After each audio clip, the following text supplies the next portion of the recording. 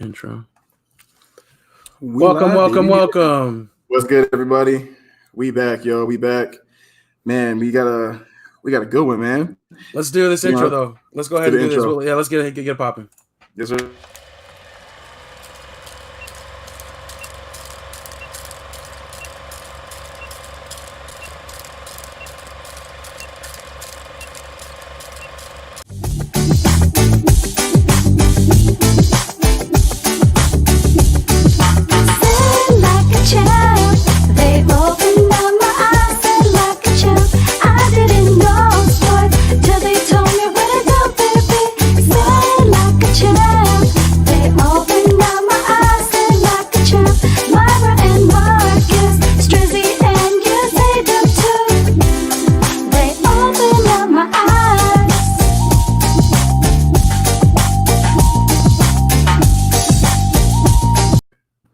Yo, what's good? Hey, look, welcome back, guys. It's your boy Strizzy in the building. It's a SLAC episode 42 with me always. I got my boy A-Dub. What's good, family? Just living the dream, doing the best we can as always. Got you, man. Stay living, right?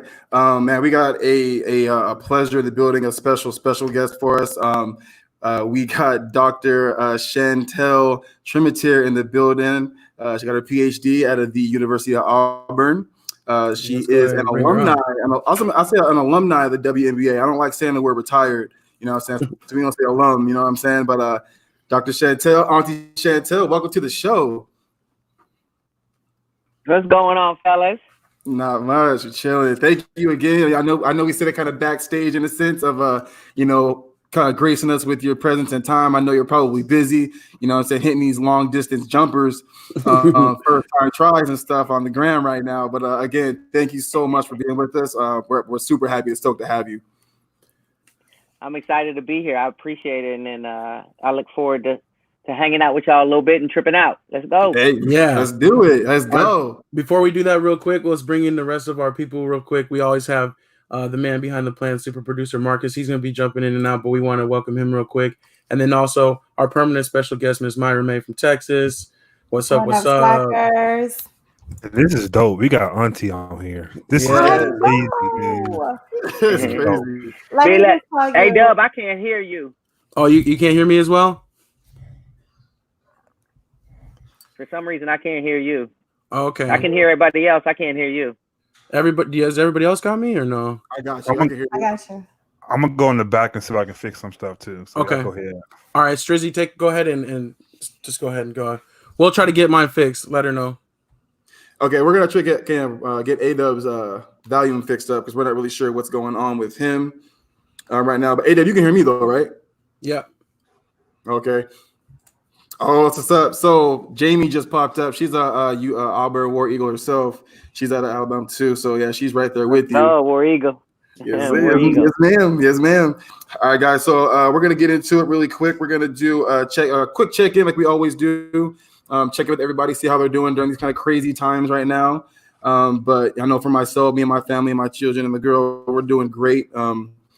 This past weekend, I was working on just trying to get some people for the show, and Auntie Chantel, she answered me, answered my call. I would say closed mouths don't get fed, you know what I'm saying? So if I don't speak up, you know what I'm saying? If I don't speak up, you know what I'm saying, no one's coming on. So super excited. I'm still in shock. How you did that? I'm still in shock. Trending right now, man. Yes. How are you all? How are you guys doing? We're doing well in Texas. We were the crazy state to open early. We are on the rise on COVID cases. So we are actually back on quarantine curfew. We are back from 12 a.m. to 5 a.m. Other than that, the boys are doing great. I missed last week's show. I did have MCL surgery. So y'all got to hang out with me in my bed today as I got my leg elevated. But other than that, it's such a blessing to be here. Dr. Chantel, we share videos within this group, like sports clips all the time. And we're sharing your clips. And then when Strizzy's like, she's going to be on the show, we're like, that is so dope. So again, welcome to the show. And we look forward to hanging out with you. Let's go. I'm ready. Yeah, I think I'm good too. So I'm excited about the show. I've been kind of a little nervous all day. I'm like, man, we're gonna have her on the show for real. Hey, So me too. I'm just a groupie right now, so I won't say too much. So yeah, I'm a big fan, man. So yeah, We just hanging out Yeah. right now. That's all. Yep. But I did want to ask, can you hear me now, Dr. Chantel? Am I better? I can. Okay, Yep, you cool. in there Okay. now. Perfect. You Dr. know, Chantel, how are you doing? I always have problems with that. So I mean, I'm always like it messed up my internet and everything. So, but yeah, how are you doing? Talk to us. You better stop using them Boost mobile headphones. Just sound right on there. No, I'm just playing with you. I'm messing with you. Hey, ain't nobody sensitive around here, so we're good. Don't worry about it. I got the two-way pager still. You know what I'm saying? Let the rose fly. Let's go. But I'm good though. I'm down here in Auburn, and it's been a crazy 24 hours. And I tell my friends, when I was playing in the league, they prepared us for kind of the attention, so to speak, that we were going to get playing in the league, and so I took that pretty well, and we're excited to start the league and everything, but yesterday came without warning, and I wasn't really prepared for it, and it started with I'm looking in my DMs, and World Star hits me in my DMs. Dang. And said, I'm like I didn't hit anybody, like I didn't yell out World Star. Why you gonna be on my IGs? And it went from there, and people hit me up today, like, you're on Inside Edition. I'm like, why is Inside Edition worried about a basketball shot? Like, wow. But it's all good, and at the end of the day, I understand it's bigger than me anyway. So we're in a crazy time right now, and if people can just for 24 hours or 48 hours laugh or be excited about something that I'm doing, then I'm all for it. Yes, that's what's up. Yeah, big time. I guess to kind of segue from that, again, this episode we're gonna talk about some sports and stuff like that too. But for the first little bit of time, it's about you. So we want to hear about you, like where you grew up, how you came up. I read something that you got 14 siblings. We gotta dwell into that because I got 2. And that's a lot. You know what I'm saying? So yeah, we definitely have, I want to talk about you. Let's talk about the beginning. You know what I'm saying? Where it all started, where you came from. Well, I was born in Philly and then grew up in York, Pennsylvania. I was adopted when I was 2 months old. Okay. Parents then adopted 12 kids. I got whites, blacks, Asians in our family. They call us United Nations growing up, and so it was amazing. And crazy thing is, it was 15 kids, and from the oldest to the youngest is only 9 years apart.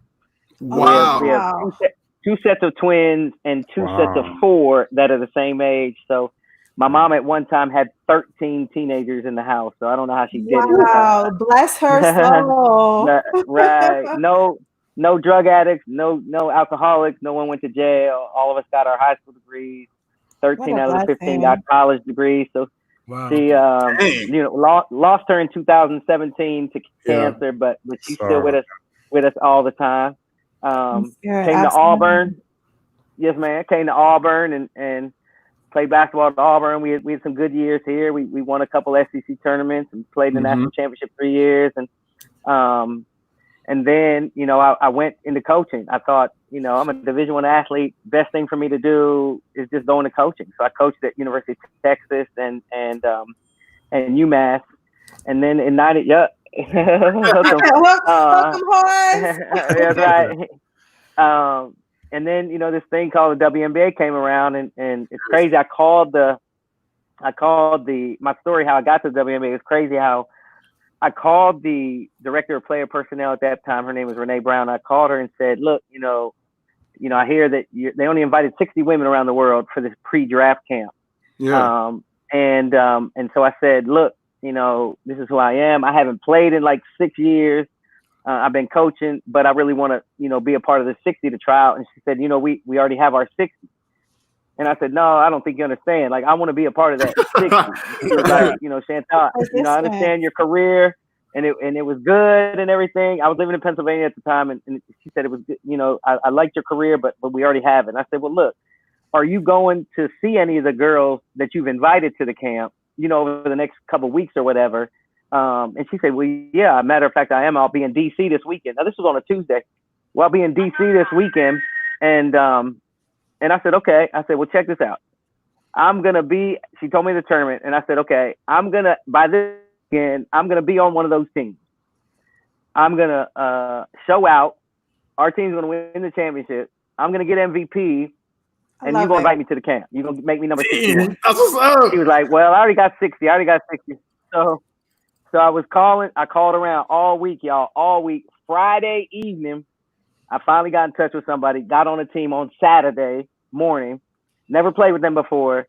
We won the tournament.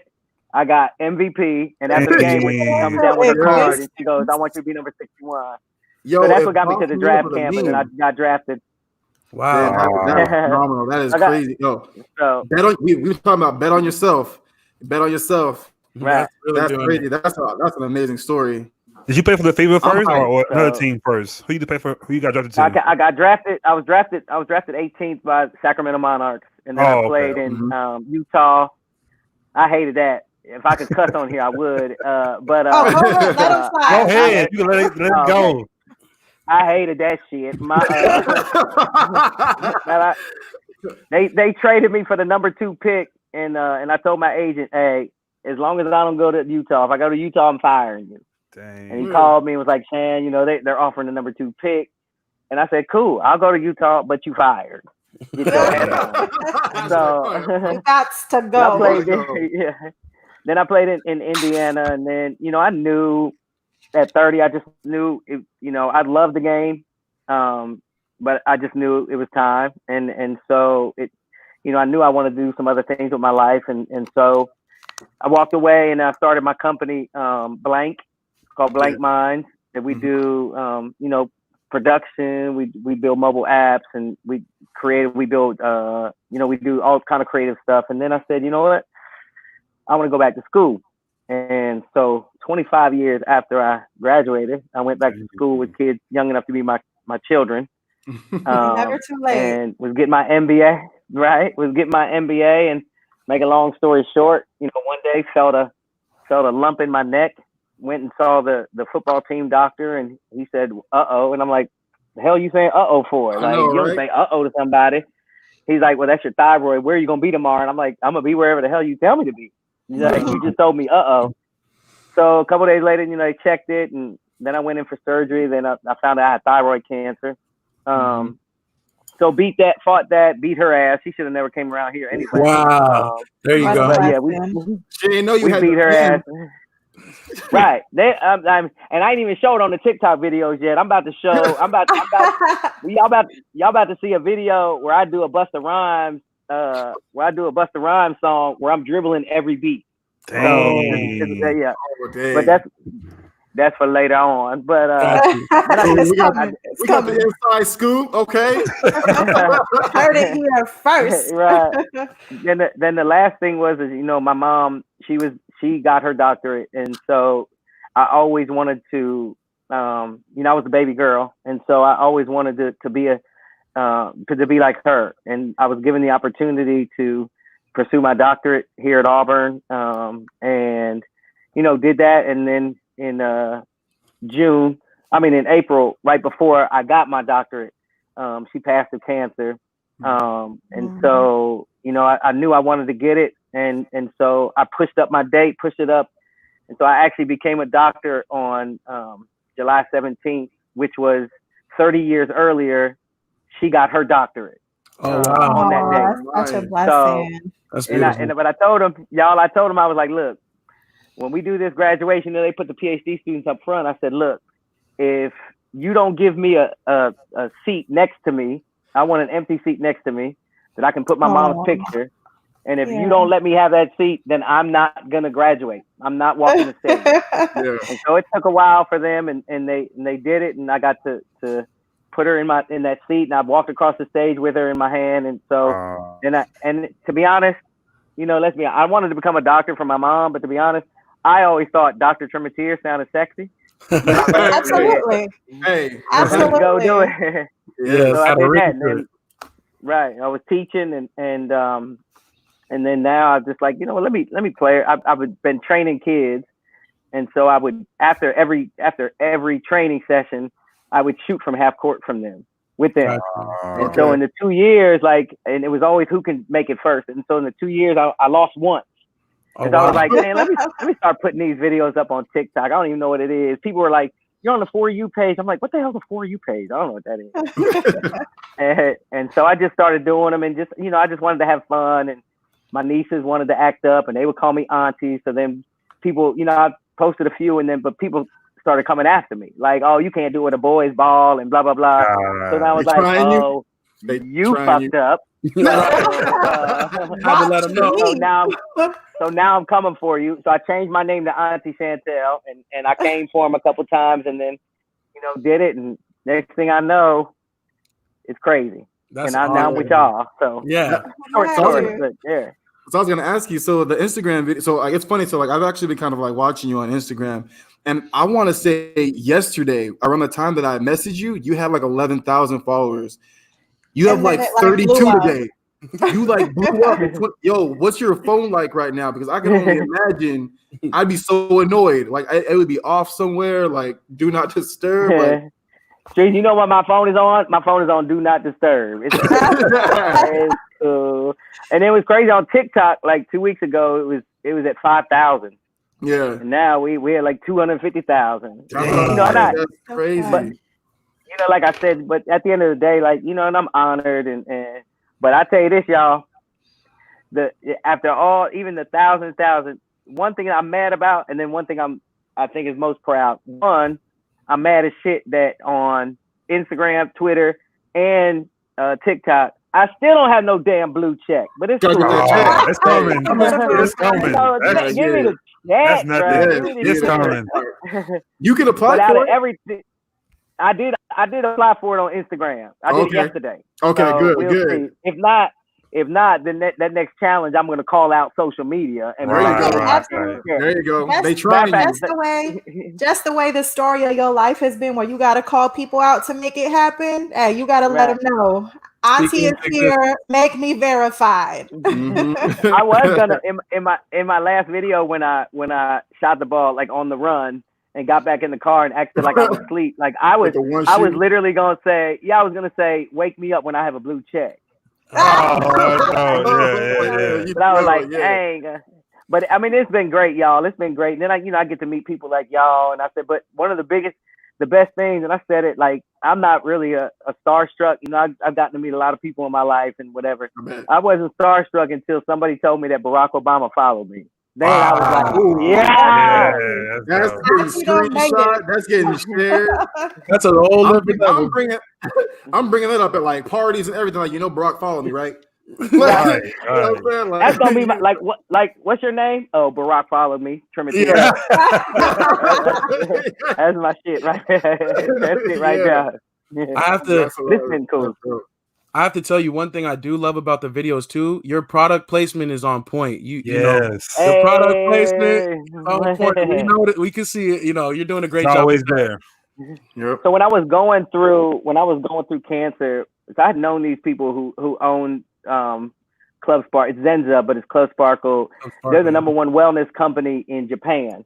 And so they moved to Las Vegas. And so when I was going through cancer, like, it helped me get like my energy back. Cause like they say thyroid cancer is one of the easiest to get rid of, which it is, but it's one of the hardest to live with because now I don't have a thyroid. So it's like, it's hard to regulate. Like, imagine your gas needle doesn't work.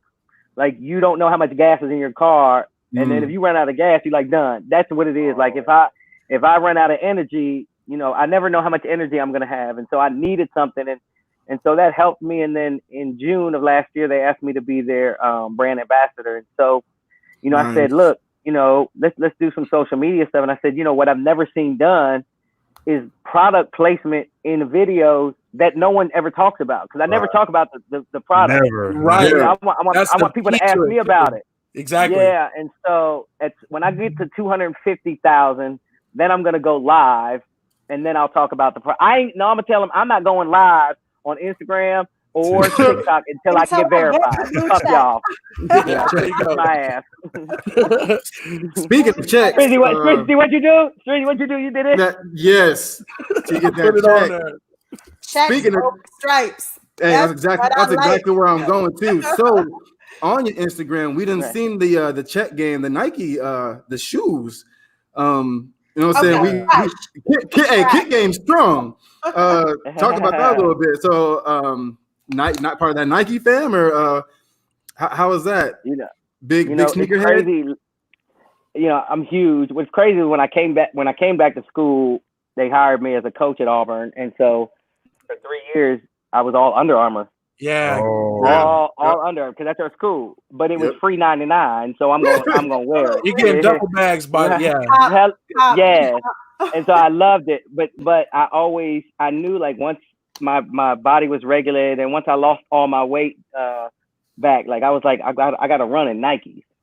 And then I was like, well, wait a minute, but I like these Air Max.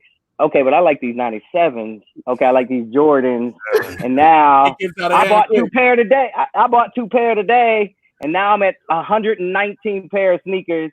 And people are like, yo, Nike needs to endorse you. Nike needs to sponsor you. I'm like, I sponsor Nike. Hell, I got 119 pairs. That's some bullshit. Like, I'm a sneakerhead, but everything's Nike. And one day, I'm gonna get a check from them. I promise that. Speak that into existence as well. Nike. Right. Auntie has made it. She is here. Yeah, I had a question to ask you too. I want to ask you, where you get your swag from? It's like how you came up, because I sent a picture of your mom. She's real sweet, real quiet, but you had a swag. So when you make your shots, you're like, man, what? It makes a whole video. So I wanted to know where you get your swag from, how you came up, or your friends, where it come from. It's an anomaly. I ain't even gonna lie, Mark. It's an anomaly. My mom was the sweetest thing, and she used to always call me her unbridled stallion. And I just, I was just the type of kid, y'all, that I like to, they say, oh, don't live outside the box or whatever, but I didn't want to do that. Like, I want to create my own damn box. Gotcha. And I just figure at the end of the day, I'm gonna be me regardless. I'm really, when I'm around people at first, like I can be shy, but when it comes to, having fun or being in front of the camera, my mama always told me that I needed to be in the movies, because I didn't, and I've been in a Disney movie before, the Bird Sisters, right? About, yep. Hey, you better do your homework. Yeah. I watched it last night. I had to do a little throwback watch, and I watched it last night. I forgot all about that movie, but yeah. Well, that quick story is, so I was actually hired when I was in Utah. I was hired as the basketball consultant on that movie, so I had to make sure all the kids did their things, or whatever. And so I read the script, and there was a part in there where Coach gets a technical, and so I went to the producer, and I was like, "Look," I said, "why don't you let me? Have you gotten the person for this part yet?" And they were like, "No." And I said, well, why don't you let me audition for this part? And he said, okay, but it's for a man. I said, well, I bet you I can do it better than that man. And he was like, okay. He said, the director will be here in 2 days. We'll let you get in front of him and play and do the part. And so the director was in. There was like 3 people in this room, y'all. And I walked in. As soon as I walked in, something hit me, and I just went right into character. So although this was a Disney movie, I went into character. I started going off on him like he was a ref, and I picked up the chair and I threw it at him. That wasn't in the script, but I still did it anyway. And he jumped up, and I thought they were going to arrest me or whatever. And he was like, okay. So I was like, okay, cool. But like being in front of it's something that happens when I get in front of the camera, and I just boom. And then I'm like, not many people. A woman my age is gonna talk trash and whatever. Right. I don't give a damn. I'm gonna talk trash to you. I don't give a shit. I love it. It's like what Myra and Marcus were saying. Like the attitude makes your videos makes all the videos. Like I think my favorite one. I don't know. Probably my favorite 2 so far is the one where you're in the Nike store and the dude. I think it's Nike, but he tries you. It was a Dick's Sporting Goods. Dick's Sporting Goods. Yeah. When he tries you, and you like looked at him like, boy, please. And I got up, hit it. Right. hit him with the face Right. again. I was like, dog, I was dying. I was cracking up. And then the other one, I think, were you at home? So are those your nieces and nephews? The one where you're at home in the road and you hit that one too? That's my nieces. Okay. Oh. Okay. Yeah, that one was super funny too. I was Had the dying. kicks on that one too in the road. Yep. Had the kicks. I'm always had the kicks on, Mark. You already know I'm gonna have the kicks on. Yeah. And the product placement too, when you bent down to like tie your shoes and you had the products right there, I was like, oh, Right. she's good. I was like, she's real good. No, That's The next one's gonna be the next one's gonna be the big one though. The next one's gonna be a big one, and there's an adult in there that I'm let me say I'm doing it with a coach that a lot of people know, and I'm gonna get in his ass too. I don't care. But it's the hardest one, but it's I think it's gonna be pretty good. So That's good. we'll see. What are your inspirations behind the creative work? Like how you're going to shoot the video, what you guys are going to do with the video. Like what's the inspiration behind that? You know what, it's crazy. It just comes to me. Like happens. I don't right. I might go to sleep. I don't ever sleep. Like, I can get like 4 hours of sleep and then I go get my 20-mile bike ride in the morning. And on that bike ride, I just like, you know what? Let it roll. I like to do stuff. I like to do stuff that like no one's ever done. Like, even when I was in the WNBA, like not a lot of people know that, I produced a track for Master P. I don't know if y'all remember the song Hootie. I don't know if you remember the song Hootie Hoo. Oh yeah. Yeah. I produced that song. Wow. Yeah. Matter of fact, C Murder says my name in the song. And so, but I thought at that time, I was like, no one's ever produced a song for for Michael Myers, Halloween. So let me do that. And so, like, I just like to think about stuff that, like, again, build my own box that no one's ever done before. Yes. And so one of the videos coming up, I'm going to do one where, I'm making a beat, like, on the video. The beat will already be made, but it'll like I'm making the beat. Then I'll go shoot the shot. And it's like a little melody. You won't know, like the beat, the bass gonna be hitting. It's gonna be hitting. And you'll feel a little bit of the melody, but the end of the melody you won't know yet. Then I'll go shoot a shot. I'm gonna shoot it over at like a guest house, and I'm gonna come back, and then it'll be like I'm ending the beat, but at the end of the beat, the end of the melody is da-da-da, da-da-da. Oh, yeah. That's the top 10. Yeah, that stuff. It just comes to me. I don't know why.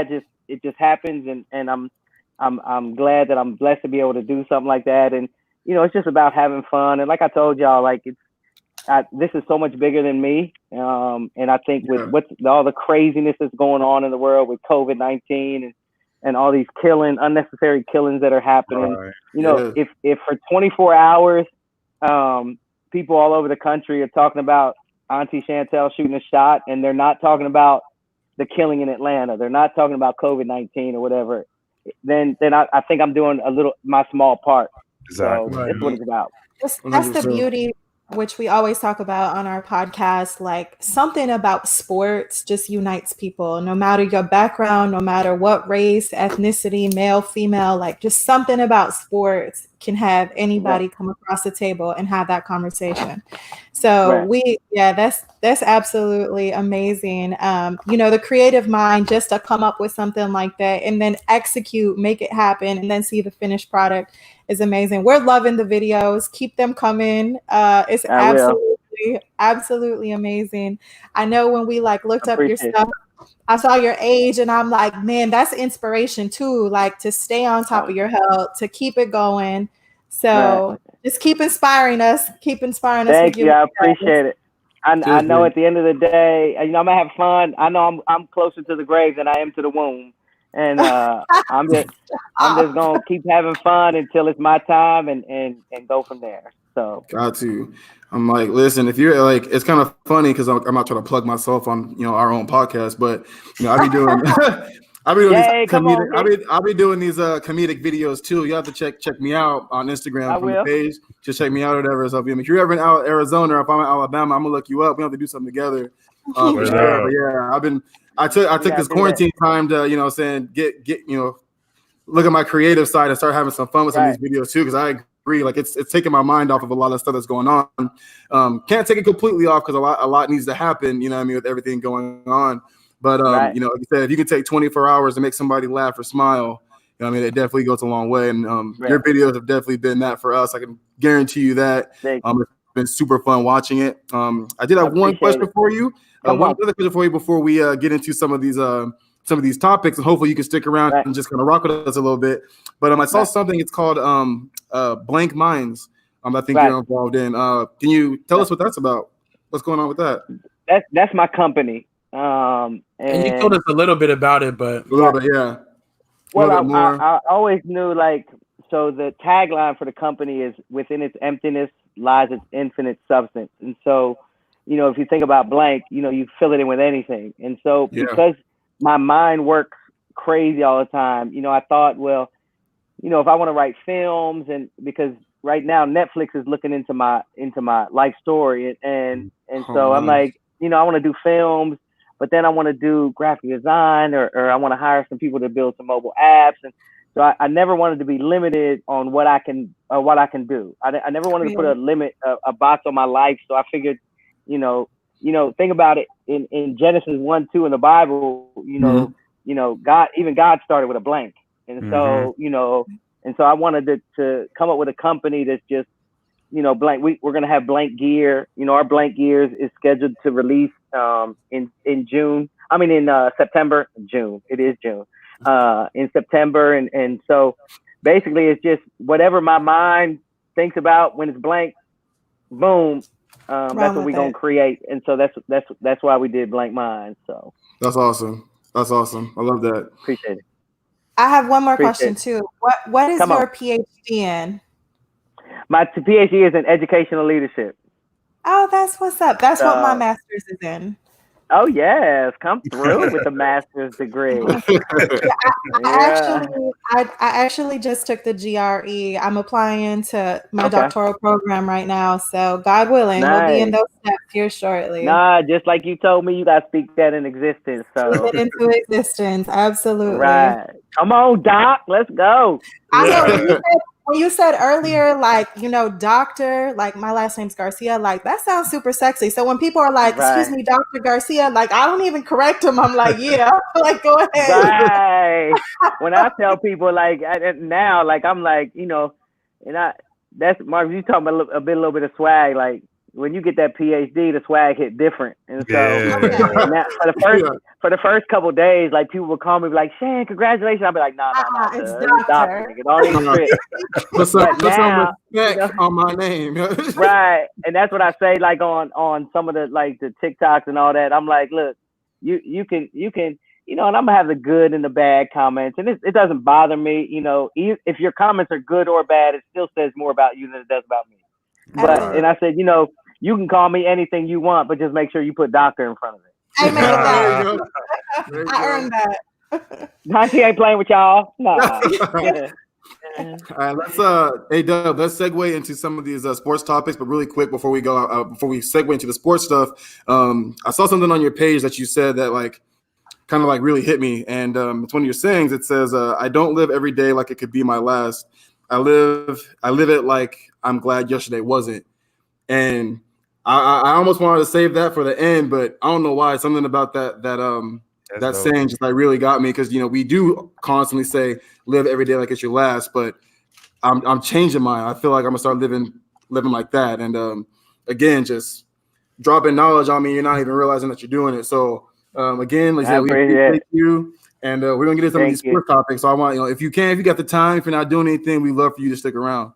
Yeah, I got like 10 minutes. I gotta look, y'all. I'm acting like I'm doing something. You're good. I gotta do another radio interview in California. Oh, okay. We know you are popping right now. You are popping right now, Auntie. So you get it. But y'all gotta make sure when I get on TikTok, that y'all make sure you come on there, because I'll put y'all live on with me so we can trip out. Oh, that'd be dope. You already know.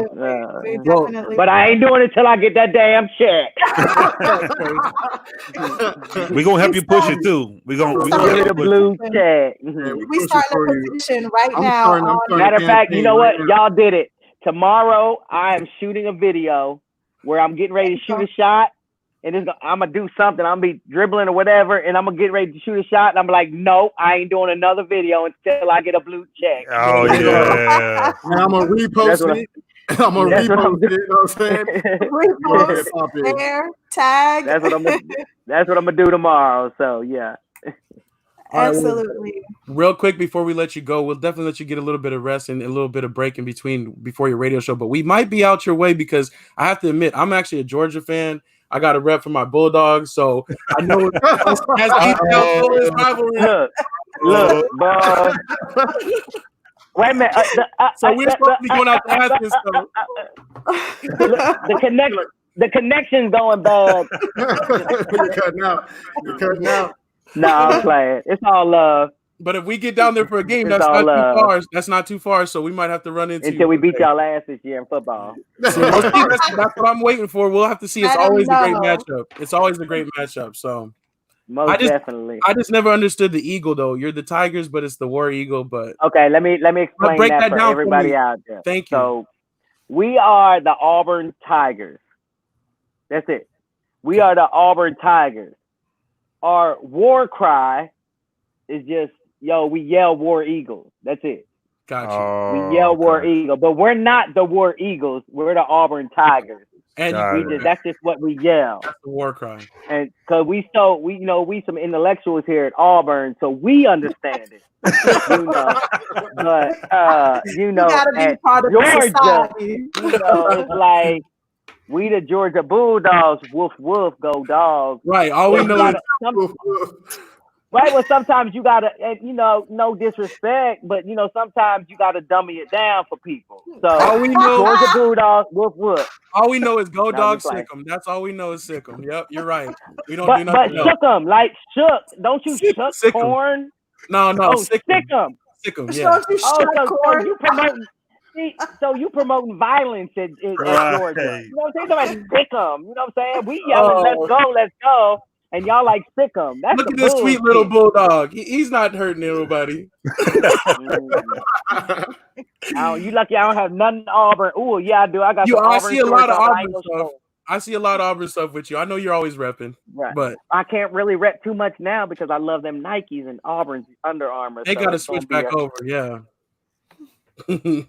Right. You can speak that into existence too. Huh? Speak that into existence too. The switching over to Nike so you can get all the free Nike gear instead. Right, but there's something coming down the line. I'm gonna get some free Nike. Nobody knows about it yet, but I'll be announcing it soon. But I'll be getting some free Nike gear. So. All right. Until then, I'm just gonna wear my own. I'm gonna wear my own gear. All right, that's beautiful. Well, thank you again. Thank you so much. Yeah. Thank you. Thank y'all for having me. I think I'm gonna jump off here, but I just want to say thank you so much, and it's so good to see young people y'all doing your thing, and y'all got a fan for life now, and anytime y'all need me, reach out to me, and anytime you need, look, I'm TikTok famous now. Let me out for y'all. So I'm just playing, but I'll shout y'all out. I'm gonna hold you to that. I'm gonna hold you to that.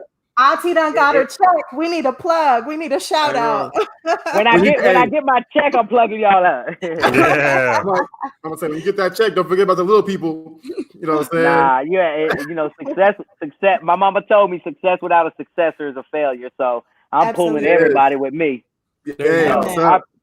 But I appreciate y'all. Much love for y'all. Thank you. Thank you. Appreciate you again. All right. You got it. Bye-bye. Wow, that was awesome. Fun. She's so see what happens when you in them DMs, boy. Good stuff happens sometimes. Hey, look, if I hit up 30, if I hit up 30 and 29 say no, I'm always down for that one. Yes. No, we got a really good yes. I mean, she has so much even more stuff to say. I'm sure So. No.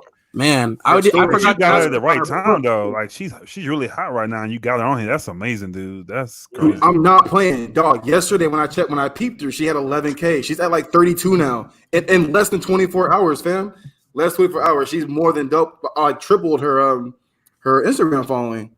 Like she is on the rock, big time. At this moment, we are all going to say you are so dope today. Thank you, Strizzy, because that was a great guest to have. Yeah, That was absolutely. a super good one. She was dope. She was super cool, super fun. She felt like family. Like she was in the cracking jokes already. My auntie. She came at A-Dub with the shade. Like Everybody hits me with the shade right away, man. She said, "Oh, I can't cuss." We like, just let it fly. We good. These videos on YouTube say 18 and over, so you straight. All right, that's what's up, though. No, that was dope. I forgot to ask her about her book, though, but maybe next time. Oh, so, yeah. But She all said right, call her back. I got her in the DMs, so we're straight. So just real quick, let's put a plug on her Instagram. If you guys do not follow her, go ahead and hit her up on her Instagram. That is at Chantel Trem. So at CHANTELTREM. Her videos are amazing. And like she said, she's working on a bunch of stuff. So hit her up, add her. She was a blast. Yeah, IG, TikTok, what she say, Twitter. She's on all of them. Everything. All right. But A-Dub, segue us, man. Let's get into some of these topics, dude. Let's go to our normal setup. We'll do our cleanups of the week real quick. I only had one though. We talked about Bubba's mom last week. I misspoke and I mentioned her race wrong. I actually said she was white, but she's black. But part of me realized too, I was like, it really doesn't even matter anyways. But it doesn't matter at all. I don't exactly know why I mentioned it, but I did misspeak, so I wanted to correct that and make sure everybody knew what was going on with that. Shout out to Bubba Wallace, though. He did place 11th in that race last weekend in the Wednesday in the BLM car. So that was dope. That car was dope. I liked it. Yeah. The car looked really good, especially the peace sign. It looked like camouflage from far away, but it was really like interconnected hands and all that. That was pretty dope. It was such a great statement, though. Especially how NASCAR is so traditional. It was amazing to see such a bold statement. He lost one of the guys, though. I guess he quit. Yeah, this dude. With the dude with the Confederate flag. Mr. Zero, Zero win or whatever. Man, it's NASCAR came at him too, though. I was weak. That was what's up. Well, everybody has a right, to their opinions and stuff like that. I have to respect that in a way, but I'm glad that they're doing what they're doing and moving forward instead of backwards. So, dude, did you see what they said to him though? They were like, dude, we had to Google who you even are. Somebody Googled him real quick and didn't find too many wins, unfortunately. So zero. And NASCAR was just like, dog, we didn't even know who. I don't know if they were hurting exactly without him, but the other thing though I wanted to say is Firebird Raceway, Marcus. That's the one that's out by you. It used to be called Firebird Raceway, but they changed it to Wild Horse Pass. Okay. But that's the one. Well, not necessarily by you, but that's the one we were talking about. That's like more of the drag strip and stuff. Yeah. So, anyways, those are our little silly cleanups. You guys have any cleanups for this week? Nah. Okay. I think most stuff we fixed. All right, as usual. Okay, NFL talk real quick. So Zeke and a handful of Cowboys and a handful of Texas players tested positive. What did you guys think about this? Is this like any news or?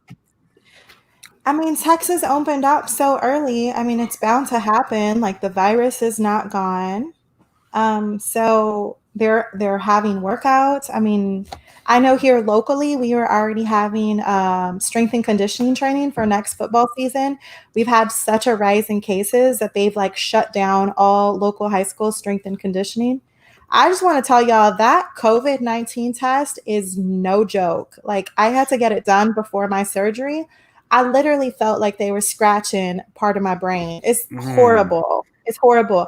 My eyes watered. My nose was on fire. I sneezed like 30 times afterwards.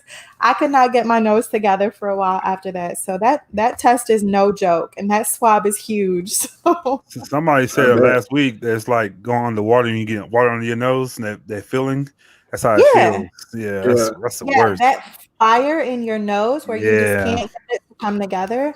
It's horrible. It's horrible. So you had to get it done? Yeah, I had to get it done in order to get my surgery done. Oh, your surgery. I got you. Okay. Yeah, I had to be negative of COVID to be allowed to get my surgery. Mm-hmm. And I asked the nurse, like, can I record you, like, how far this goes in my nose? I was like, I just want to, like, share it with my family. She's like, no, because of hospital protocol. But that thing went in my face so far. It was ridiculous. It was crazy. I don't want any. I don't want any part of that. Like I'm good. I'm in the house. You know, people are like, people are like, it's like the flu test. It's not like the flu test. Like this thing is like this long, and they stick almost the entire thing until it cannot go no more. At least the players, like, unfortunately, that sucks that you had to go through that. But the players, it sounds like they're probably not gonna have to do that one, right? Because they have to get tested every day. Yeah, that's how you get tested. But I think they have different ways you can get it. Different ways you get tested. Oh, I don't know any other way other than the swab in your nose. Yeah, they they're gonna find other ways. They soft, so they're gonna have to find some other way to do it. They can't handle it like Myra did. You know what I'm saying? I couldn't handle it. I was like, Lord Jesus, what is going on? It is kind of, it is, I'm sure that they'll be fine, but it is kind of weird. It is kind of like a little bit nerve-wracking to me, just because this could happen like during the season, like easily. And is what's going to happen, like, especially like if all of a sudden you figure out like, oh, one of your tight ends has it, and like everybody in the tight end room maybe gets it. And then all of a sudden it's like, what do? You pull guys off the street, or, because does that mean that even though they in Texas, does that mean that they could have got it from anywhere though, right? I don't mean it because they was in Texas, though, right? Well, no, I mean, yeah, I mean, anybody can get it. I mean, it just depends, like, where they, even if you're doing the right things and following the protocols, like, you still could get infected, I think if more of these cases pop up, especially with athletes, it's going to put a hindrance in the schedule for sports. Like, they're really going to take that into consideration. And I think it's only going to set us back a little further if the cases, especially around pro athletes, continues to rise. Yeah, definitely. I mean, I can see it derailing the NBA playoffs, like if a whole team or half a team goes down with COVID, because they'd have to sit out for 2 weeks, and you can't really stop once you start again. So, okay. So Trevor's got some new information. UFC test was kind of like a diabetes glucose test, but they had a blood test instead. So that would have been pretty easy if it's like a pinprick and then you just put on a little strip. Yeah. That wouldn't be so bad. Either way you go, you're gonna some pain coming. UFC Island is coming soon. That's crazy, though. Did you guys see the whole setup he has for UFC Island? No. So it's like in Dubai or something, and it's gonna be like all the fighters and the training camp people and the media. Once they get inside of this bubble, like, it's basically like you can only get onto this island or into this area of the island if you've tested like negative. And then once you're in there for like the fight weekend, you're basically just in there. And they're going to try to make it like kind of like a bubble. So where you can have like fighters not have to be tested like that same day or as they show up at the arena. You can actually control them for a couple days prior, like from the weigh-ins on, I think. So Abu Dubai.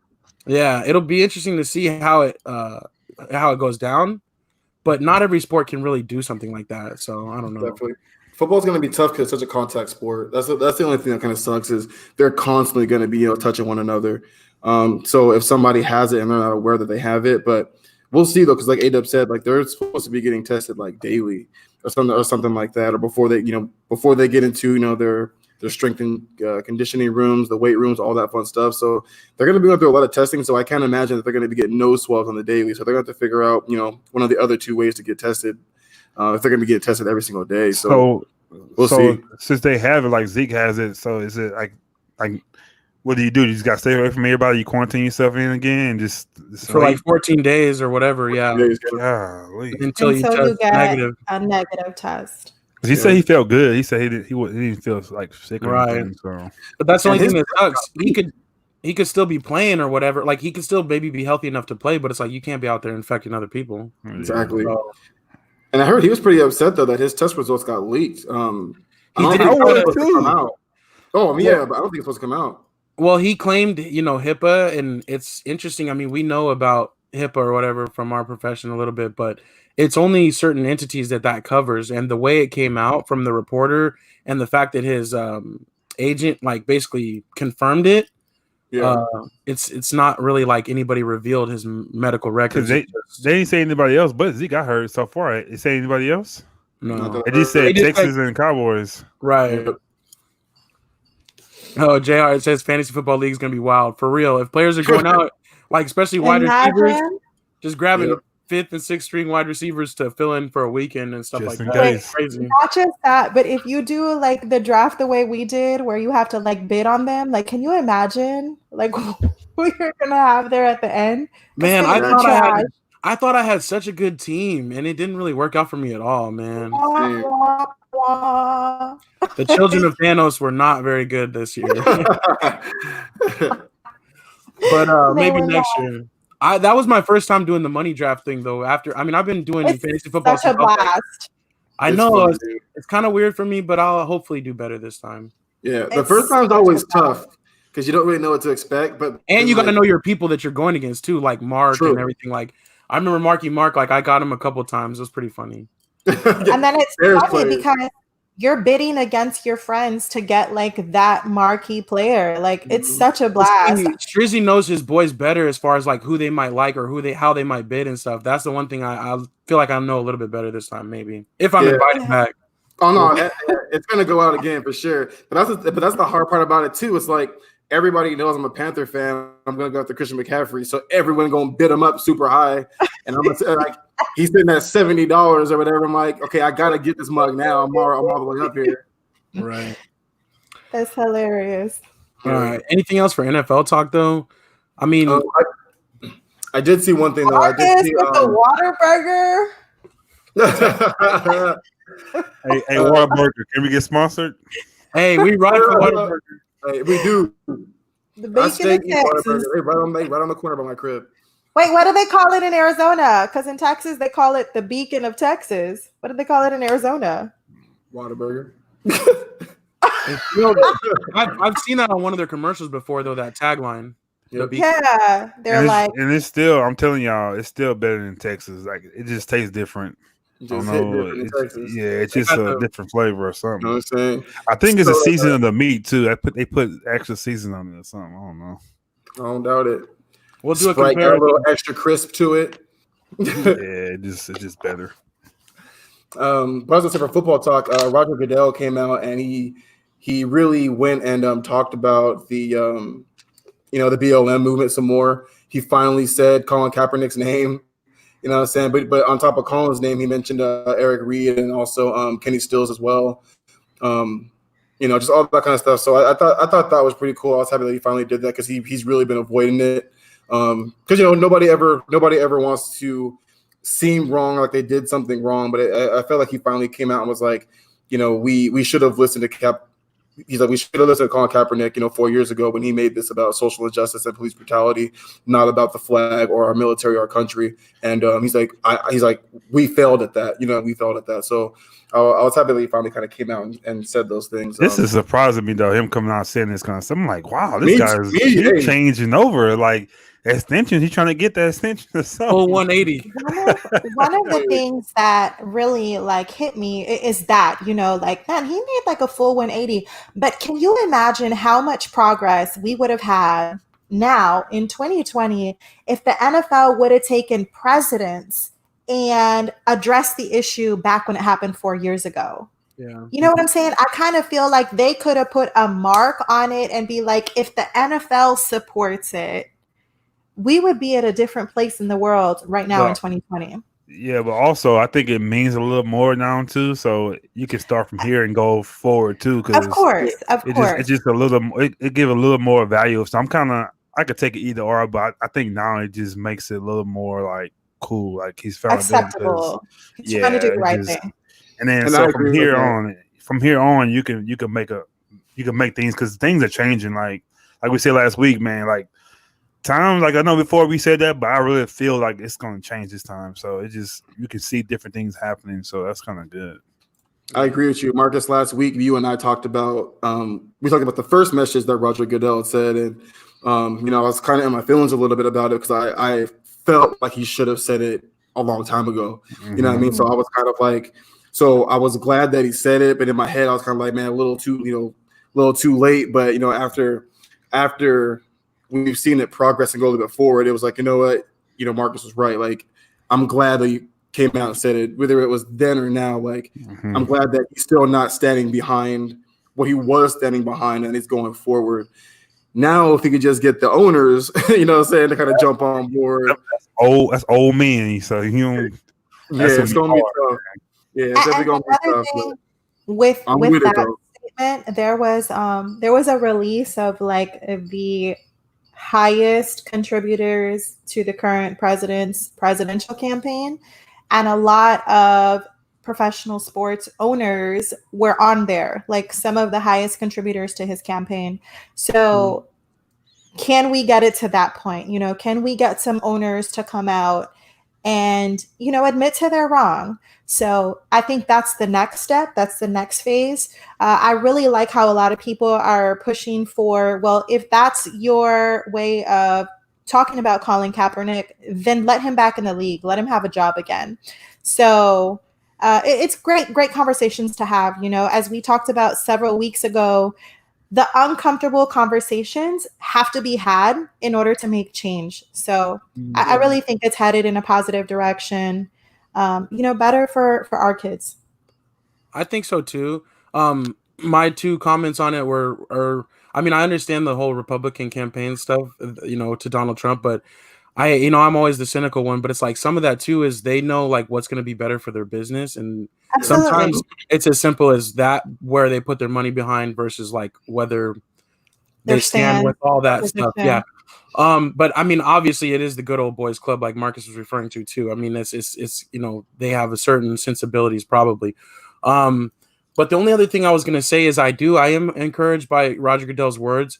And like you said, Myra, it'd be cool if Colin Kaepernick got a job. But to me, that's the only part I didn't like is like when he said he would encourage teams to do it.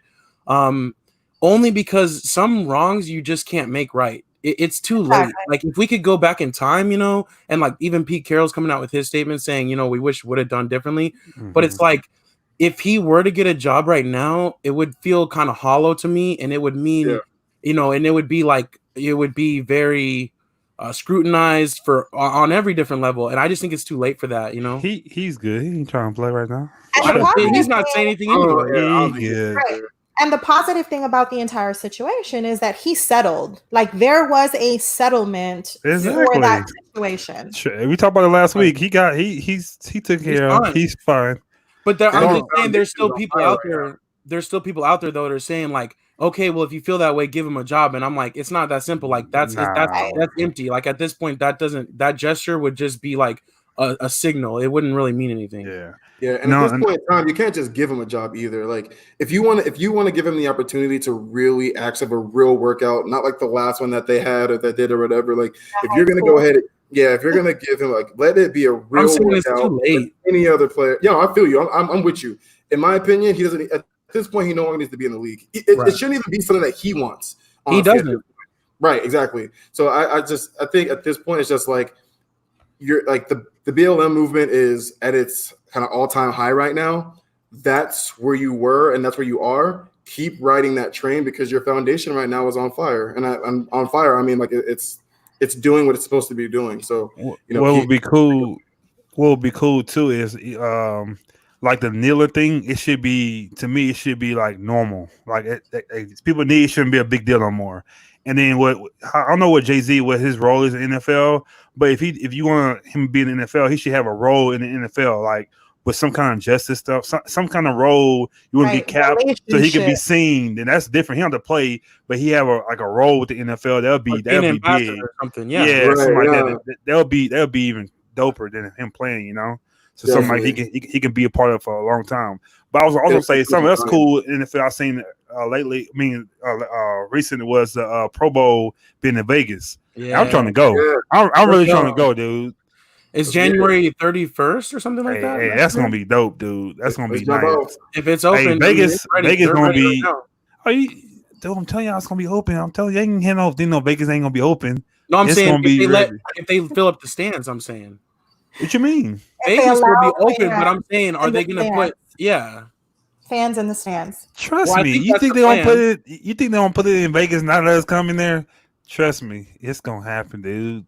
Oh, it's gonna be fun. In Vegas are already opened up. Hotels and clubs and stuff are already opening up. I know, but I'm saying they haven't had any games or anything. Right. I know. By then, still be closed. By then it should be fine, but but who knows? Like they can invite you to they'll have it in Vegas because there's so much money to spend in Vegas.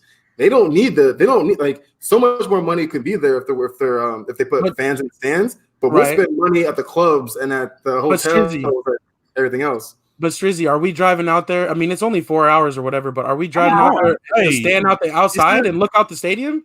If we can't go in, or you still want to go? No. I'll go That's to what I'm Pro Bowl saying. festivities. I'll go to Pro Bowl festivities. That's what I'm saying. You can't have facilities if it ain't open. I can't go in. Yeah, that's what I'm saying. No, I don't want to go no. club just if we can't get in. What Strizzy means is like Pro Bowl festivities, like the club afterwards. 40-yard dash. No. Like, The flag football games, the practices, all that. We going to all that. Like we just said, money gun, Strizzy. We coming. like we said with Auntie on there, you gotta speak that stuff in existence. Let's go, Trevor. We going. Trevor, you coming too?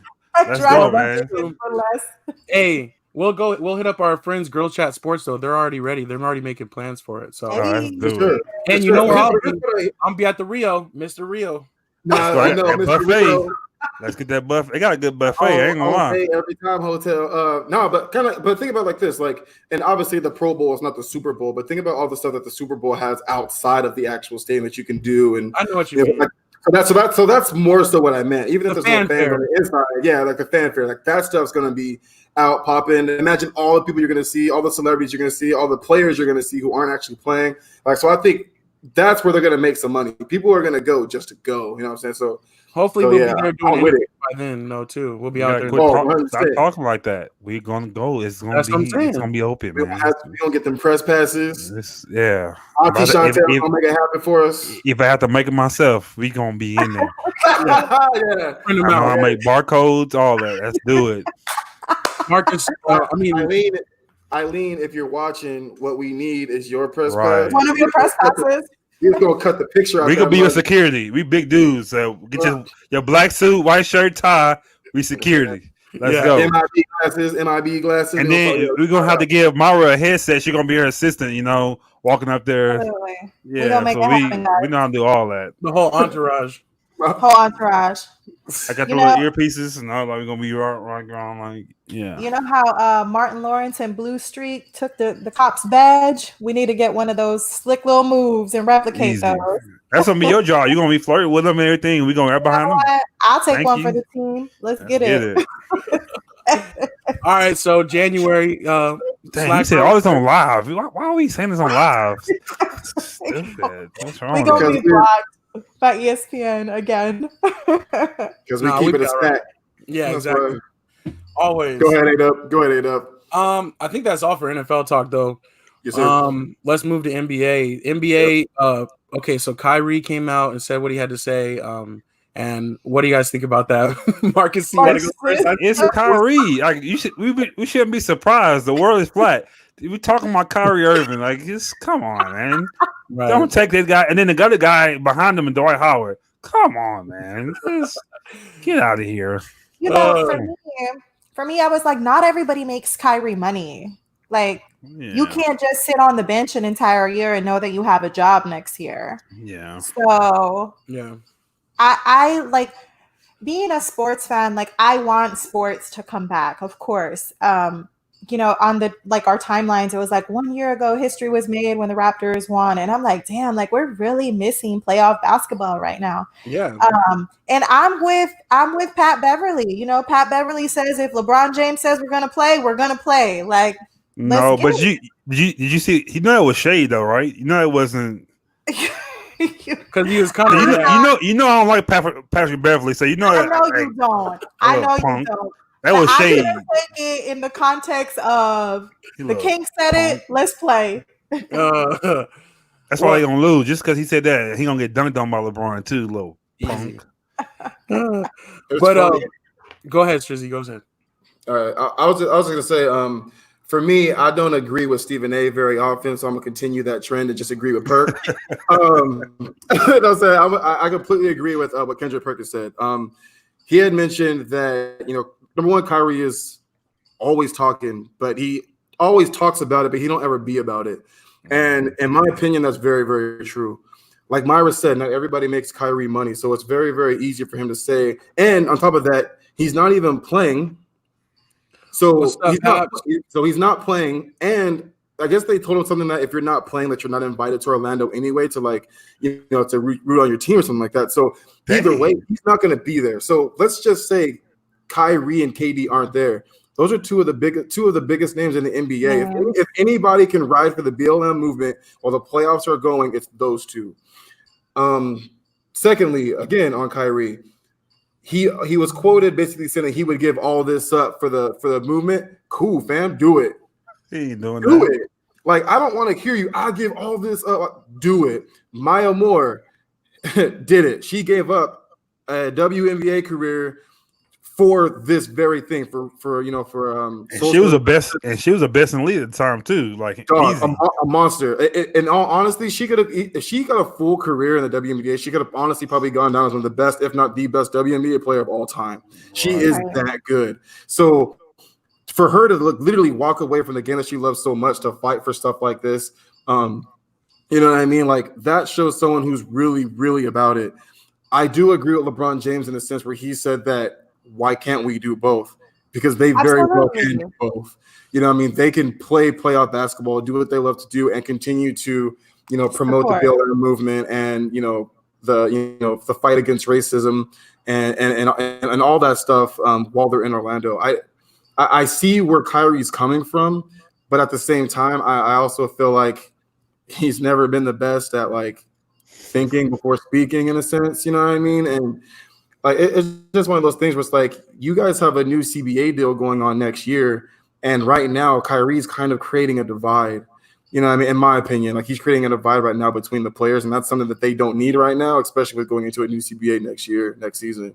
So, but I do, A-Dub, now speak on what you were going to say, man, before I kind of jumped in. Oh, no, you're good. I was going to say shout out to my boy Big Haps real quick. He says I can see shout out Big Haps. I think I can see both sides too. It is unfortunate that Kyrie, because of his reputation, if you will, because of things that he said in the past, like, his message automatically is just like turned down, or it's just not the same way as if somebody else might have said it. So that is unfortunate. But he has to understand that and move through it better. I think one thing too is he was part of the PA that agreed to this restart plan. And now he's basically saying, but I agree that at that time our climate wasn't exactly the same, and not all these things that happened. So it's rough. I would never say shut up and dribble at all. Like, I don't want to be misinterpreted to say anything near that. But at the same time, the only reason I know who Kyrie Irving is because of his great basketball skill. So he needs to understand, like, that is your platform. You have to use that. And then if you are going to withhold that from us or say let's stop, you need to have a direction, specific plan. It's like with Dwight Howard, he said, like, until things get better. But it's like, well, what does that exactly look like? Like, if you're saying we should never play basketball again until things get better, it's like, these are systemic issues we've been dealing with since before we were born and since, like, our parents were born. So what are we saying exactly as far as, like, until it's fixed? So I don't know. Right. Did you guys also see that he said he wants to start his own league now? Kyrie said that. Yeah. Kyrie said that. So, like, he could be over there with Ice Cube and do a big three, just add 2 more players and make it. I mean, because he's saying, but like I said, that's Kyrie Irving. Like, nobody else saying stuff like that. So it just, like I said, I think he's young, he's emotional. Like, I do the same thing sometimes. I get emotional sometimes. I speak before I should say something, and you later on be like, I shouldn't have said that. So I think it's gonna come to that. He don't be like, I probably spoke too soon, a little bit. So I agree with what both you, Strizzy, and A-Dub said. Professional athletes already have a platform. Continue to play and use your platform for change. Like, give us strategy, give us protocol. Like, this is the aim and the direction towards the goal, and this is how we get there. I think, a lot of people are speaking on their emotions, but have no vision or direction. And if one person who has a huge platform like this comes out with, like, these are the steps of how we get there, they will have a huge amount of people supporting them to make those things happen. So I always think that athletes should use their platform for change and use it for good. One of the quotes I wanted to talk about was Adam Silver came out and said, if they choose to make a choice not to play in the NBA and think they can do more dealing directly with social issues, I respect that. I always love how Adam Silver supports his players, who supports, their decisions in social issues right now. So I think that's awesome. that I think that's awesome for him to openly come out and say that proactively and not retroactively like the NFL. And also, I like what he's also kind of not saying, which is the show's still going to go on. It's got to go on. I mean, that's what he's saying without saying it too. So that's the underlying name. Because Stephen A. said so. I didn't get in detail what he said, but he said something about like they pretty much have to play really because like it's money involved in this. Like it's going to help. Like it's not just because you want to play, but it's going to help the NBA. It's going to help different people. Like it has to happen. So it's like it ain't just because they ignoring social justice, but it's like it has to happen. This is what the industry. That's what the industry's built on. Yeah. So. Got to have the games. On Tuesday, they found out exactly how much money they would lose. Their salary would be reduced by 192.6 for each game missed up to 14 games. So that's quite a bit of money that they would lose. Players have until June 24th to make a decision if they're going to be coming back or not. So I think the league is really doing a great job, as well as giving them time to make their decision, an option of how they're going to proceed and move forward. One other thing they said. Sorry. Oh, I was just gonna say real quick. One other thing they said that I thought was cool too is that if there's a player that has like underlying medical issues, and that they choose like for their own safety not to come back, they'll still get paid.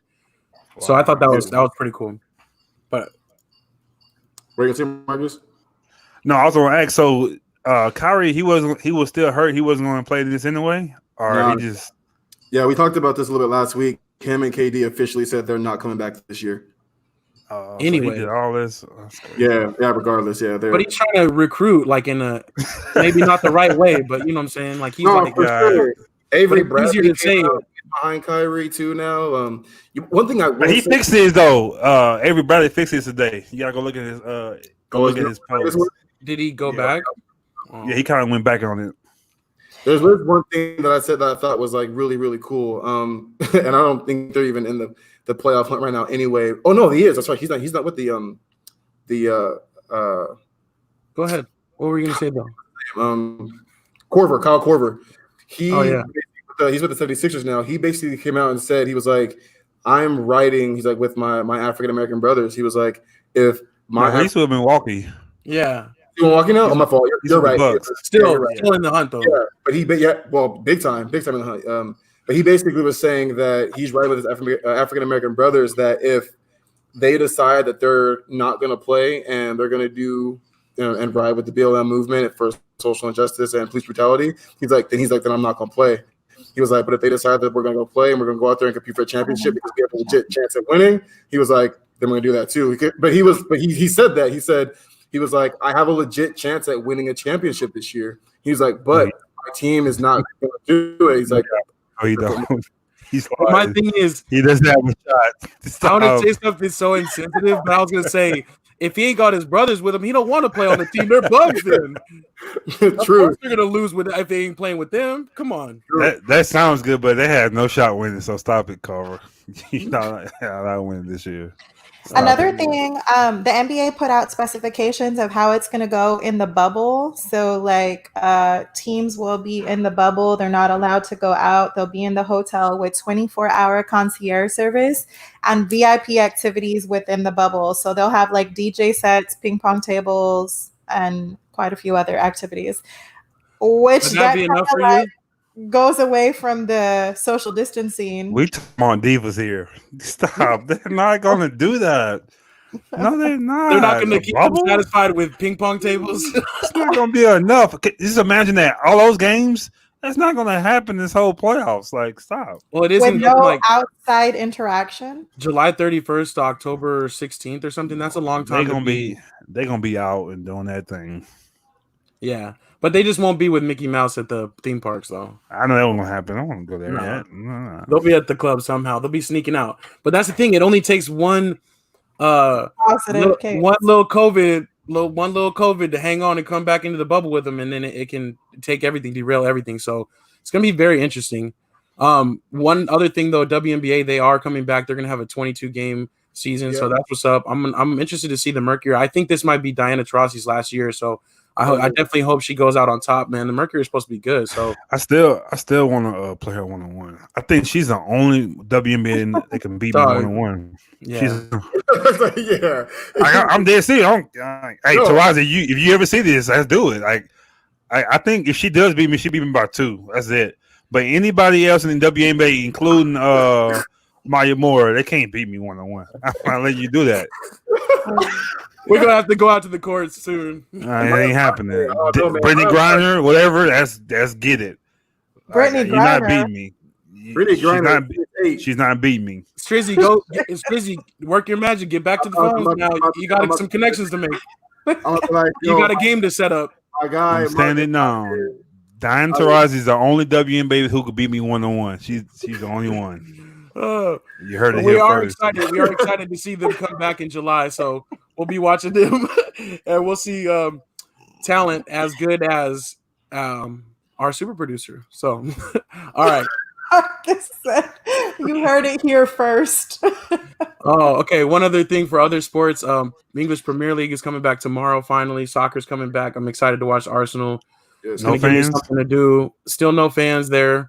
NASCAR is talking about having fans soon, though. They're gonna have small heard that. fans, so we'll see. Maybe hopefully they can set up a model that works and other people can copy it. But I didn't realize too the golfers they said they really miss having like people there. I mean, golfing. They said I thought they'd be the only one like they don't care about the fans there, but they really wish they had fans. Cause the one guy said he loves sending people stand back, let me get this shot. Like he loved doing that. I'm like, wow, that's part of his game. Yeah, I guess that's gets him up. I guess. I thought that I agree with you. Like I thought golf would be the one that they're like, we're glad there's no fans here. We can just be peaceful in golf. But Yeah.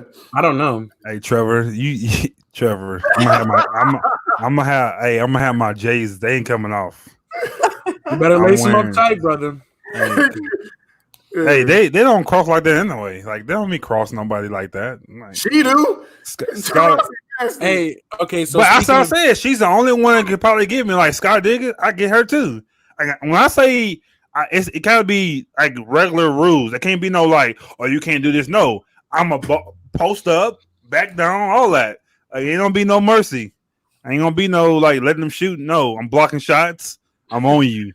You're not for women right now. You're not for women's rights, Marcus. I tell you, I'm about to be in all day DMs. I'm telling you, I'm about to be in all day DMs. I'm like, look, my man said he. We can put some money on it too. Let's do it. He said y'all trash.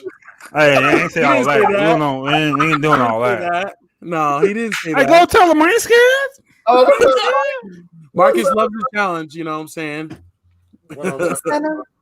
Just send him a snippet of this clip. Hey, he does sound like Triple B, like LeVar right now. Never lost. I wish they would have banned him from TV. I wish they would have bring his back. Hey, also, Haps, love me some golf. We got to get out there, man. We got to get out there. Are we going to do the Tiger Woods? I did a trial today. Yesterday. I have everything set up, the big projector. We got the mics. We're going to set up on mics on each other. We're going to be talking. Let's do it, man. Like, hey, I'm ready when y'all ready. I have the room. Let's just make it happen, man. Trevor, let's get it. All right, yeah. We're gonna have a warm up one. We're gonna have the virtual one first, but we'll have to get out there soon. Especially though, I don't know how are you comfortable? Are you comfortable going out right now? I guess golf is okay because you're by yourself. But golf never closed. The course is never closed. It's essential services in Arizona. Come on now. But if we do outdoors, we gotta go early though, man. Oh, Trevor's saying this is the closest to sports betting. he's gonna put money on it. DMs up. Light them up. Oh, I'm about to. We're right here in the valley, so we can, anything's possible with the interweb. All right. I'm not. If she got enough energy, I'm playing her after Marcus. I'm trying to get a game in too. We make it happen. She's gonna retire this year, and she's gonna retire Mad Marcus. I'm gonna retire her. I'm gonna retire her early. Hey, but okay, so what else do we got? I think the only other thing is MLB, man. We don't even have time to get into it. I'm hoping by next Tuesday there's better news. Yeah. But basically the commissioner came out and said 100% sure there's 100% a season, and then less than 48 hours later he comes out and he says, I'm not so sure. I have to hedge my bets now. I can't be saying that because it looks like they're really not motivated to get it done. The players are Brian- feeling really. And with football, let's say he was doing. You seen that? I don't know if he's that talented though, like that. I mean, But did you see it though? Yeah, he I said didn't see Eagles. that. Oh, the Eagles. Okay. Yeah. What position did he play? I have no clue. Is he tall? Is he small? No, I mean he's a big guy, but he's not that big. I mean, he's not gonna be in the trenches. Maybe him at linebacker. Just go hit somebody. I don't know, man. He ain't like that. It's not like hitting the ball. He can hit a ball, but I don't know. Yeah. I don't think he would have this. I don't know. Well, but definitely, you don't want that type of thing for their non-guaranteed money versus the $35 million he'd be making in baseball. So, for sure. But I don't know, man. I think that the MLB, if they don't figure this thing out, it's going to be a really, really bad look. And when they do try to come back like next spring or April, like it's going to be a tougher hill to climb. So I really hope they get it worked out. I love me some baseball, and I'm missing it right now. Like every day, usually they play every day, through the summer. Yeah. And it's like, man, this is they're missing a lot of revenue right now. So we'll see. I bought my Royals jersey and I'm ready to wear it if they ever do come and play. So hopefully I'll get a chance to wear it for some reason. So AW, is baseball your favorite sport? Is that accurate? No, football is my favorite sport for sure. Okay. If everything else had to go away, it's like I need those 16 Sundays or whatever. Right. But baseball is like, I don't know. I have a different love for baseball just because it's like it's so cool, and also it's been so much big of a part of my travel. Every summer, you do that travel stuff, so I thought that would probably be your favorite one because you don't get to know nothing else really. Well, it's hard for the NFL because they only play one day a week, and I've traveled to some cool stadiums, and of course gone to see Georgia games and stuff like that. But yeah, baseball through the summer every day there's a game somewhere. So that's been a big part of my travel, picking different cities and seeing the world through baseball. And I only have 5 more stadiums to go, man. And this year was gonna be the year, but maybe next year. Maybe next year. So. But this or that, you guys have anything for this or that? I figured we could do one real quick if anybody has a good one. Drum roll, please. Anybody have this or that? Man, that's hard for a good one.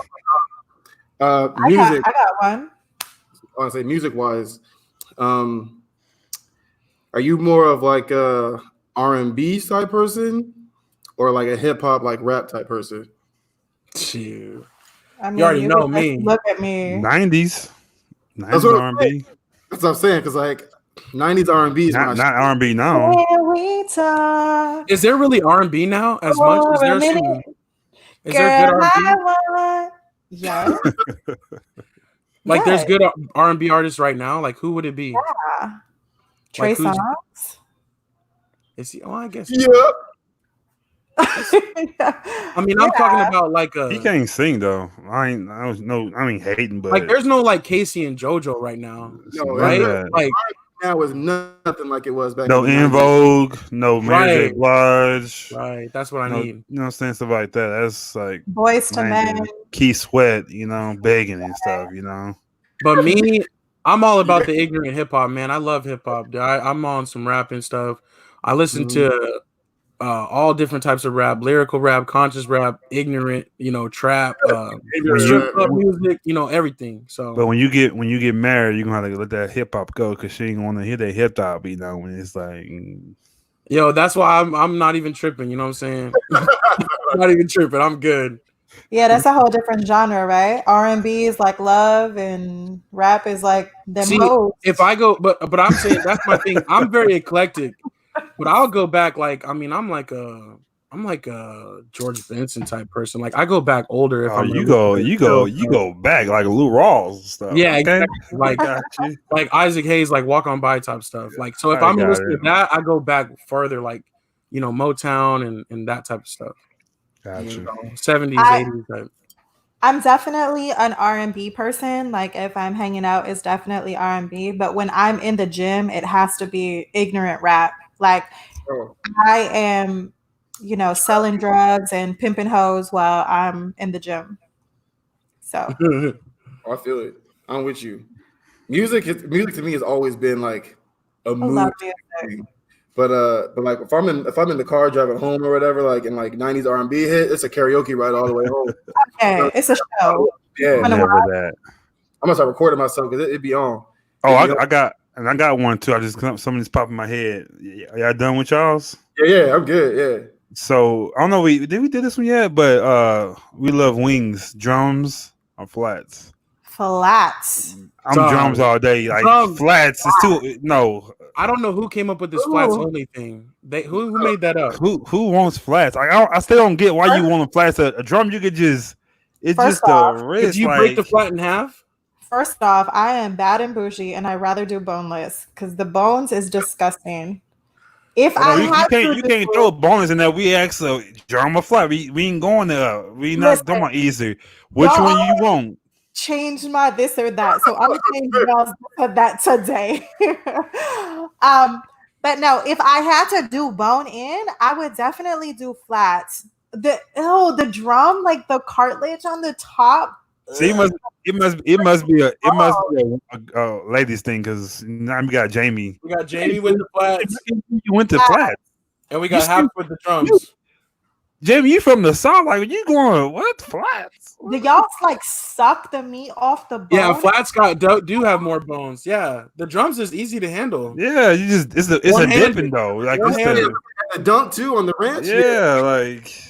You gotta get your hands all dirty. You gotta break it and you gotta eat it and all that. Too much work. Hey, I want to get to it. I gotta tell y'all though, shout out to my pops though, because my pops prefers flats and I prefer drumsticks. So when we get that 12-piece or sometimes we get that 18-piece, yo, I got mine. You take yours. It's all good. So okay, it works out. That works. I can see that happening. But me personally, I'm all drums all day. Hey, did we go to ATL Wings yet, Marcus? Huh? Did we go to ATL Wings yet? Yeah. No? I went to one by my house. It's like right down the street. Matter of fact, I might go after this podcast. They put one right over here by me. The thing is like you have Wingstop, you have ATL Wings. ATL Wings is like like you on a budget. You want to, what I'm saying, spend like a good $18. You get a lot, but Wingstop is more bougie to me. It just it costs more. It's just.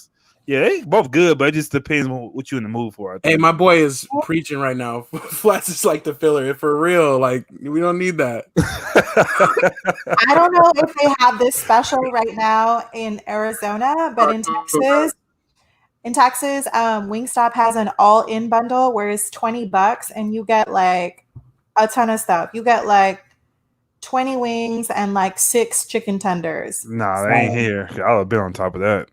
Yeah, it's $19.99. We really do need to get a sponsorship though, because I'm getting hungry. You know what I'm saying? We always been talking about food on this. What's your favorite snack pack? And it's like $30. What's your favorite wing flavor?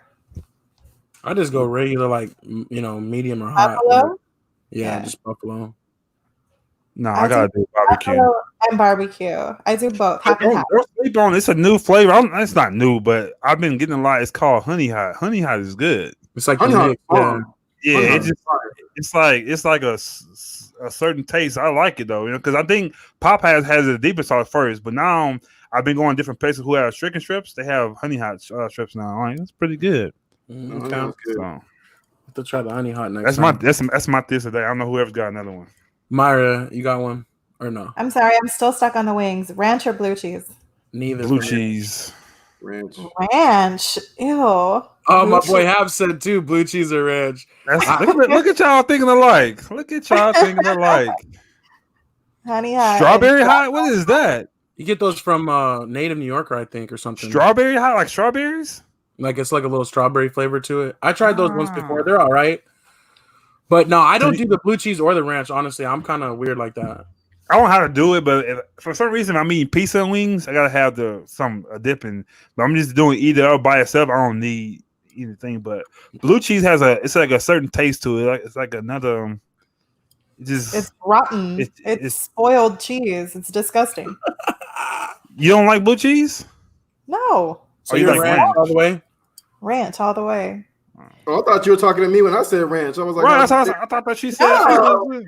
Don't you ever? I can say yo with the blue cheese. No. Oh. I can't do it. Wingstop ranch is so good. Like I could drink it afterwards. Wow. No, who has the best? See, Jamie's right there with you again. Ranch always. There's certain people who got good ranch though. I don't like the water ranch. I think Wingstop has that water ranch. I like the creamy ranch. So there are levels to it, I'm sure. Here, who has the best ranch in Arizona to me here is Burroughs. They are it's the bomb. Burroughs it's like a different taste, but I think Wingstop, like I said, it's cool, but it's more like a watery, like runny. I like the thick ranch, but I gotta get it. Like thick. The ranch that see you gonna go there. Okay, all right. It's a wrap. Next, who's next? thick with 2 C's. Alex, oh my God. Come on, Alex, let's change that. Let's get she going. She been here in a week, so you know she gonna go there. I have one for in honor of our special guest at the beginning, Dr. Chantel. Are you guys more comfortable on an outdoor rim or like in an indoor gym if you're shooting hoops? I'm bougie. I want to be inside. Well, for my knees, it gotta be inside, man. I'm outdoor courts tear your knees up. Strizzy, you too? Feel. And see, man, you know me, man. I play anywhere. Just give me a court. But honestly, like indoor in general, right there. Indoor in general, though, it's just it provides a different kind of bounce. Like it really does, man. And the two, like, I don't know why, man. My shots just get a little bit wetter at the gym. I don't know what it is, dog. Shots like I'm Shaq. Big House. He was right about that water ranch. Yeah, Long Wongs is fire though. But Long Wongs is good though. But yeah, I don't really get just wings at Long Wongs. You get other stuff like you get burgers, pizza from there. You get all kinds. They got everything. Yeah. Oh man, I've been craving some nachos, man. Like who has good nachos? Like I'm talking about nachos with like nice like milk cheese, meat, and like all the who has good. The Yard has some pretty fire pork nachos. They did. The Yard, okay. I'm not trying. I don't know. I've been craving like nachos, but they're not really takeout. Like I'm trying to think of somewhere better. I don't know. I don't know who has like good. Because you can get like chili cheese nachos, you can get like meat. You want to layer it up with everything, right? Not everything. Just I'm simple, but I just want some good nachos. Oh, Philip, that's not good nachos. A-Dub, we'll hit up Aaron. She'll know. Oh yeah. Our homegirl Erin, she knows like every spot for sure. Like she's tried everywhere, so she'll get us a good recommendation. Thank you. You know her, of course, Marcus. Ooh. Oh yeah. Oh, Aaron. Yeah. What up, Aaron? Be watching her. Hey, what's up, Aaron? You know I don't like you that much though, so I'm just playing. She's the nacho plug though. I forgot about that. She should know. Okay. No, Aaron's a foodie for real. She knows everything about food, everywhere, every spot. She's so cool. Yeah. My this or that is coming with a SLAC challenge. So my this or that is: would you rather take the game-winning shot or pass the ball for an assist to your teammate? Just take the shot. Who's passing the ball? Never. I would never. No, LeBron's on here. Who passes the ball? This is what I practice my whole life for. They never played a game in the NBA ever. I'll still be at the port like 3. If I don't get to take the shot, I'm gonna do Scottie Pippen. I'm on the bench. I ain't going. You ain't doing it for me. I ain't going to the game then. That's how I'm doing. I'm Scottie Pippen. That's how we gonna do it. I'm staying on the sideline then. Pass the ball. Hey, I'll have to say it like this. I grew up in the Michael Jordan era, and Kobe raised me. So yeah, I'm taking a shot. Like, come on. Take the shot. Yeah. With that said, we need to do a SLAC challenge where somebody records us on arcade basketball, and we each gotta like submit our 60 seconds. See who. We'll do it up. We can go to Dave and Buster's or something. Hey, is there any like sanitize everything though? Is it something you can't do? Because I got long arms, so I'm gonna easy win that. That's like all the way in there. Can't pass the little thing. No. Well, if it don't flag you, it's not. There's no like. We'll put a stripper tape. We'll put a stripper tape for Marcus because he's trying to cheat.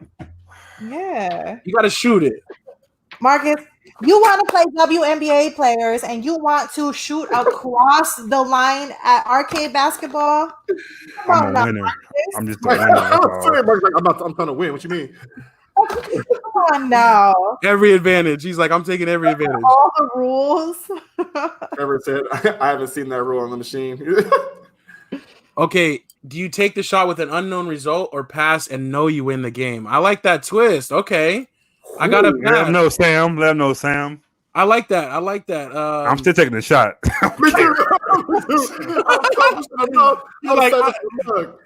You're like, I don't care if Steve Kerr's going to hit it. I got to still take it. I'm a winner. Hab says, hey, I'm going to shoot the shot. That's what I'm talking about, James. That's what we talking about. Alpha shoot the shot. Alpha shoot the shot. Hey. If I know we're going to win a championship and my teammate's going to make it no matter what, I'm passing. But are you going to at least look at the shot you got first and decide? Like, I'm going to look at the shot. Yeah. But the twist was take your shot and not know the result, or pass it and know you. But if you're confident in your shot, but I think my brother James was talking about shooting another shot, like shoot his shot at Myra. That's what I think he was saying. Stop. I don't think he was talking about a shot. I'm hitting my boy out. That's my boy. Hey, is that what? Clear it up. Is that what he meant? Shoot his shot at you. I think it's vague on purpose. I think he said what he meant to say. He just said Alpha shoot the shot. You know what I'm saying? I think that's my bad. I thought he was shooting his shot. So, y'all are a mess. This family right here is a whole mess. We always are, though. You know. Yeah, 100%. 100%. Them DMs started off track. You got Marcus started off track this time though a little bit more. Yeah, it was my fault. It was my fault. I said if I was wrong, I apologize, James. I was trying to help you out, my brother. Because hey, I'm getting you the alley hoop. That's all I was doing. You threw the alley. I was just trying to help you out. Hey, what you do with it? Hey, what you do with it? Yeah, I'm a lobber. I throw the best lob. So you let it go over your head out of bounds. Oh, it is what it is. Oh man. Okay. I think everybody did their thing though. We did. Definitely, as always. Thank you everybody for tuning in. Thank you everybody for commenting and engaging with us. We'll do a final say real quick. A last thank you to our special guest, Dr. Chantel. She was awesome. If you guys didn't get a chance to see it, this video will be available right now. As soon as we end it, you can watch the first about 30 minutes or so of her story. Very inspiring. She went through a lot, but never stopped. And she's found ways to keep it going even to today. So that's awesome. Get them checks. She's going to get the check. We're going to start the campaign for that. Petition for Auntie Chantel. Get her verified. Yeah. And then also I want to say thanks to all the slackers that donated books to my nephew's book drive too. I know for sure Trevor did. One of our watchers, Angela Strizzi, I think you did, and some other people. We didn't. Not everything had the names on it. I dropped the ball. Is it too late to do that still, or is it over? So that's one thing I was going to say. So it is over. I mean, it goes from the 3rd to the 14th.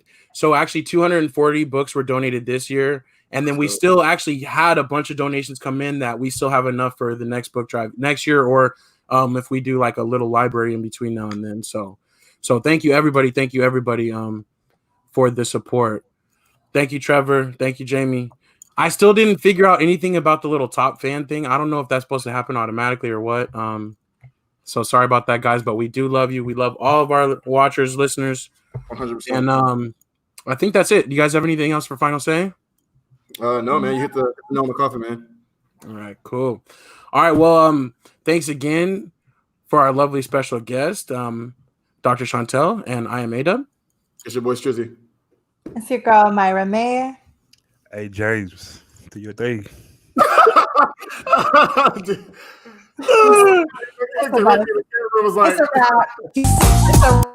Taco Tuesday.